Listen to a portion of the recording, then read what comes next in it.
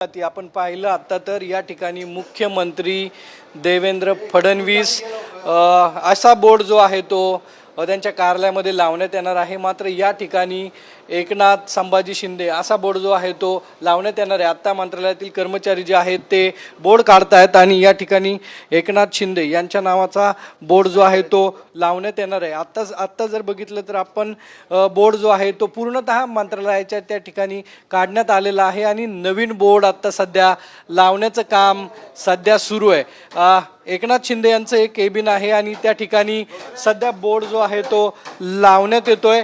आता एकनाथ शिंदे यांचं कॅबिन जे आहे त्या ठिकाणी फुलांची हार जो आहे तो लावण्यात आलेला आहे आणि काही वेळामध्ये एकनाथ शिंदे उपमुख्यमंत्री या ठिकाणी येणार आहेत। आता बोर्ड लावण्यात येतोय। आपण आता पाहिलं तर एकनाथ गंगूबाई संभाजी शिंदे उपमुख्यमंत्री असा बोर्ड जो आहे तो या ठिकाणी लावण्यात आलेला आहे। काही वेळामध्ये एकनाथ शिंदे या ठिकाणी दाखल होणार आहेत।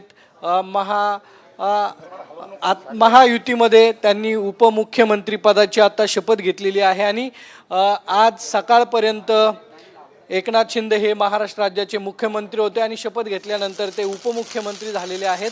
पूर्ण बोर्ड जो आहे तो आता या ठिकाणी लावण्यात आलेला आहे।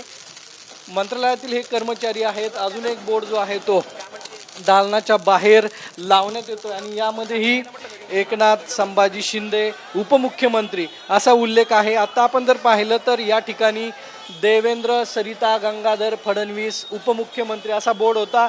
आता हा बोर्ड मुख्यमंत्री नावाने असणार आहे आणि या ठिकाणी दुसरा बोर्ड जो आहे तो लावण्यात येणार आहे। हा बोर्ड आता या ठिकाणी काढण्यात येतोय।